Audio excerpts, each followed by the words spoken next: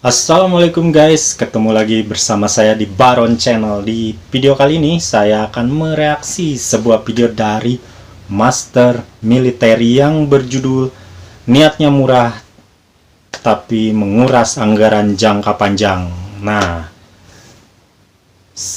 beritanya tentang apa? Yuk kita saksikan. Jangan lupa di like and subscribe channel saya dan channelnya Master Military. Pembeli harus berhati-hati. Demikian adalah peringatan dari sebuah think tank Amerika Rand Corporation. Karena senjata buatan China kemungkinan memang lebih murah daripada para pesaingnya, tetapi bisa terbukti lebih mahal dalam jangka panjang. China menarik pelanggan untuk peralatan militernya dengan harga dan pembiayaan yang mudah, tetapi ada biaya tersembunyi terutama ketika peralatan tidak berfungsi. Begitulah yang dikatakan oleh Rand Corporation. Terlepas dari kekurangannya, ekspor senjata China mungkin mendapat dorongan dari perang di Ukraina. Fokus Rusia pada produksi senjata untuk melengkapi militernya sendiri daripada untuk ekspor, kemungkinan besar akan menciptakan peluang pasar senjata bagi China untuk mendapatkan keuntungan dan menyebarkan pengaruhnya. Untuk negara berkembang dengan anggaran pertahanan terbatas, senjata China memang menggoda. China dapat menawarkan berbagai peralatan militer mulai dari rudal, kapal perang, hingga kendaraan lapis baja dan juga drone. Bahkan senjata kelas atas China pun relatif murah. Bayangkan saja sebuah pesawat tempur JF-17 yang dibuat bersama Pakistan hanya dihargai antara 15 juta hingga 25 juta US dollar.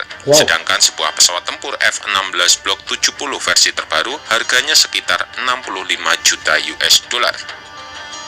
Namun, bentar guys. Pesawat tempur Cina JF-17 harganya cuma 15 juta dolar, berbanding jauh dengan F-16 yang harganya 60 juta dolar. Gila, 4 kali lipat harganya F-16. Tapi F-16 sudah terjamin ya guys. Beda dengan produk Cina. Sekarang negara yang menggunakan produk Cina, pesawat tempur Cina seperti Myanmar, sekarang baru juga beberapa tahun mereka menggunakan, sekarang udah di grounded lagi karena adanya masalah di pesawat tersebut. Ya, untuk pesawat terbang mendingan kita pilih Indonesia, mending pilih negara-negara barat ya, atau kalau blok timur ya pilih Rusia, jangan Cina ya. Tapi untuk peralatan darat mungkin sih nggak apa-apa, kita coba ya. Kan harganya lebih murah gitu.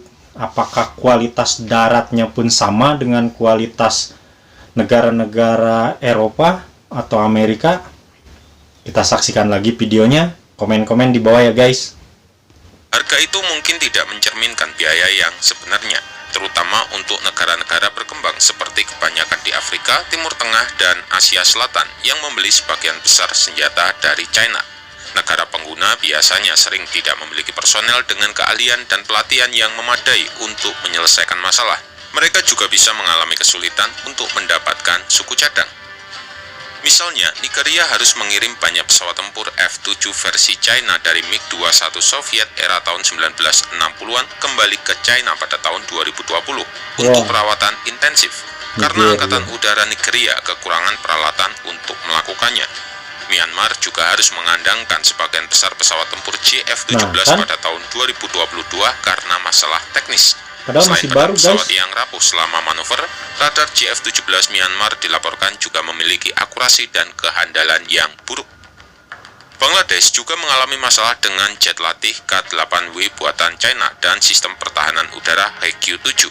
Yang paling signifikan adalah Pakistan yang merupakan importer. Bentar ya guys, berarti untuk di udara, di pesawat tempur, ternyata produk Cina masih banyak masalah ya guys.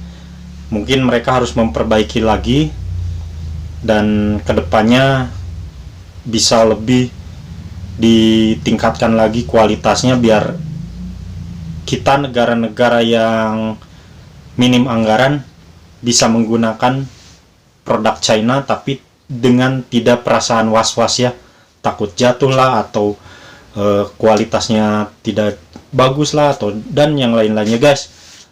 Yuk kita lanjut guys. Senjata China terbesar yang memiliki masalah dengan frigat F-22B Oh, buatan kapal China, perang pun seperti sama, kerusakan guys. sensor dan mesin yang memaksa Angkatan Laut Pakistan untuk mengoperasikan kapal dalam status kurang dari kemampuan penuh. Pertanyaannya sekarang adalah, apakah reputasi kualitas yang di bawah standar akan merusak posisi China di pasar senjata global? Sebuah survei baru-baru ini oleh Stockholm International Peace Research Institute atau SIPRI menemukan adanya penurunan ekspor senjata China sebesar 23% antara periode 2013-2017 dan 2018-2022. Di sisi lain, SIPRI juga menemukan jika penjualan senjata Jerman dan Inggris turun 35% dan penjualan senjata Israel turun 15% selama periode yang sama. Tetapi sebenarnya senjata yang cacat juga bukan hanya masalah yang dimiliki oleh China, karena pesawat tempur siluman F-35 Amerika dan kendaraan tempur infanteri Puma Jerman juga telah diganggu dengan masalah teknis. Ya. China mungkin dapat mengurangi ekspor dengan menimbun senjata untuk diri mereka sendiri. Dalam menghadapi ketegangan geopolitik yang meningkat, China mungkin mengalihkan perhatian kembali untuk memenuhi tujuan nasional dan domestiknya. Prioritas keuangan pelanggan yang lebih rendah selama COVID untuk membeli persenjataan buatan China juga bisa menjadi faktornya. Apapun itu, daya tarik senjata China tidak pernah terletak pada kemampuan teknisnya. China menawarkan kredit yang mudah dan menjadi alternatif bagi negara-negara yang memilih untuk tidak bergantung pada pemasok senjata tunggal. Apalagi China juga tidak terlalu membedakan siapa yang akan menjadi pembelinya. Sangat berbeda dengan blok barat yang sangat ketat menyeleksi kepada siapa dan untuk apa senjata yang akan mereka jual. Tapi meski murah dan bisa dibeli oleh siapa saja, ada sisi negatif dalam membeli peralatan militer dari China. Biasanya China akan memberi pinjaman untuk membeli peralatan militer yang membuat negara-negara miskin terjebak dalam perangkap utang. Sebuah dinamika yang telah menarik reaksi internasional terhadap China. Persaingan ekspor senjata dengan Rusia juga akan sangat menarik. China dengan hati-hati mendukung invasi Rusia ke Ukraina. Namun beberapa pakar Amerika berpikir China akan menggeser posisi Rusia dalam pasar senjata. Tapi apakah China nantinya akan berhasil menjual senjata yang lebih kompleks seperti jet tempur dengan mengalahkan Rusia? Dan masih terlalu dini juga untuk menentukan kualitas senjata canggih buatan China, karena kurangnya ulasan dari pengguna dan juga penjualan persenjataan canggihnya masih relatif rendah.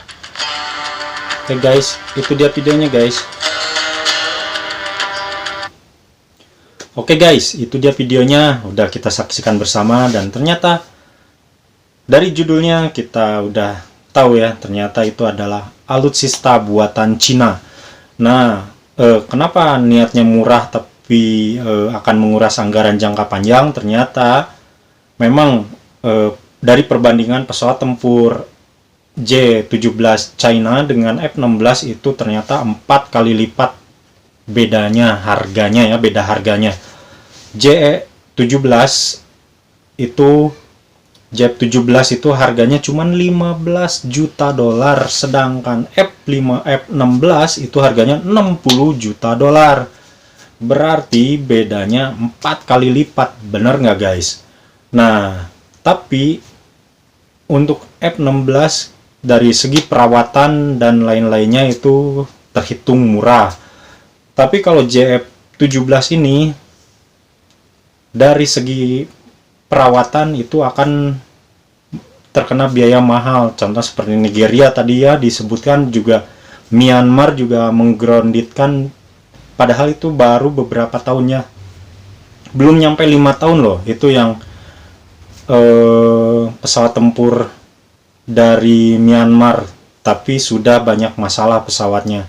Jadi memang dari Pakistan juga seperti itu mengalami. Jadi untuk membeli peralatan tempur Cina itu memang kita harus berhati-hati dan harus lebih selektif mana yang bisa dibeli dengan murah tapi kualitas bagus dan mana yang harus berhati-hati. Oke guys, itu dia beritanya. Jangan lupa di like and subscribe channel saya dan channelnya Master Military